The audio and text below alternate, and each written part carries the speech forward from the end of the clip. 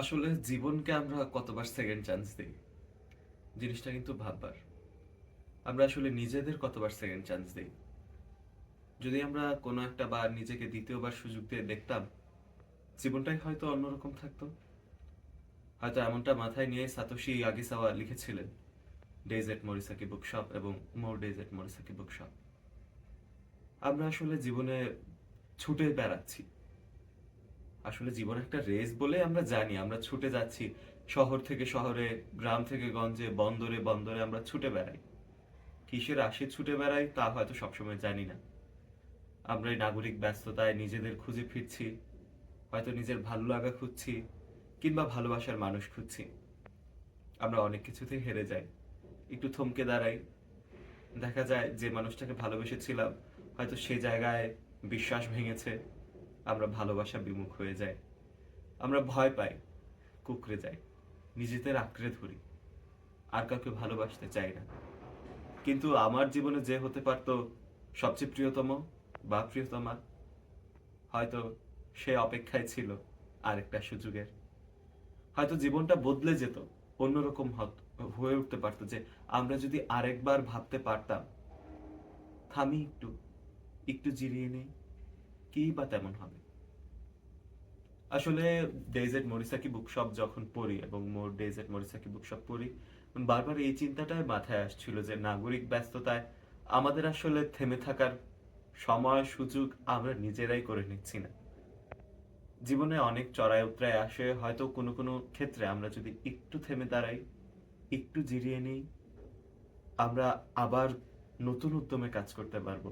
নিজেদের এই জিরিয়ে নেওয়ার সময়টায় আমরা আশপাশটা উপভোগ করতে পারবো। আমরা আসলে জানতে পারবো যে আমরা ছুটে বেড়াচ্ছি কিসের জন্য, কিসের আশায়। যখন ডেইজ এট মরিসাকি বুকশপ পড়ছিলাম, তখন হচ্ছে যে একটা জিনিস বারবার মাথায় খেলছিল যে এই যে সে যে এত এত পুরনো বইয়ের ভাঁজে আসলে কি খুঁজছে। পরে কিন্তু দেখতে পেলাম আসলে নিজেকেই খুঁজে বেড়াচ্ছে এত এত বইয়ের ভাঁজে, পুরনো দোকানে, মানুষের সম্পর্কে। এই যে একটু যে থামলো, একটু থমকে দাঁড়ালো এই বইয়ের প্রধান চরিত্র, তখন কিন্তু সে আসলে থেমে যায়নি। জীবন কিন্তু থেমে থাকেনি, জীবন বাঁক নিয়েছে অন্য একটা দিকে। জীবন তাকে শেখাচ্ছিল যে আমরা আসলে কিসের জন্য বাঁচি। আমরা যদি প্রধান চরিত্রকে দেখি, সে প্রথম থেকে প্রচুর আহ, জীবনকে বেঁচেই যাচ্ছে, কি বলবো, জীবন উপভোগ করে যাচ্ছে।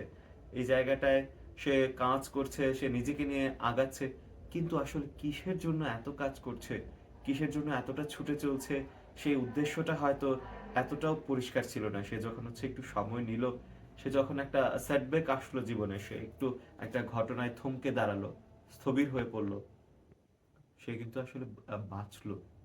কেন বলছি? কারণ নাগরিক ব্যস্ততায় ছুটতে ছুটতে ছুটতে ছুটতে নিজেকে হারিয়ে ফেলেছিল। কিন্তু ওই যে একটা থমকে দাঁড়ানো, আমরা যেটাকে সবসময় হচ্ছে যে এই থমকে দাঁড়ানোটাকে খুব একটা ভালোভাবে নিই না। আমরা ভাবি যে এই বুঝি সব শেষ। আসলে থমকে দাঁড়ালেই পরবর্তী কাজটা আরো বেশি ভালোভাবে হয়তো করা যায়।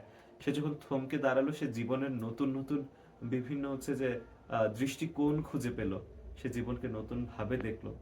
তো সেই জায়গাটা থেকে আমি বলবো যে ডেজেট মরিসাকি বুকশপ, মোর ডেজেট মরিসাকি বুকশপ আসলে পড়ে দেখা দরকার।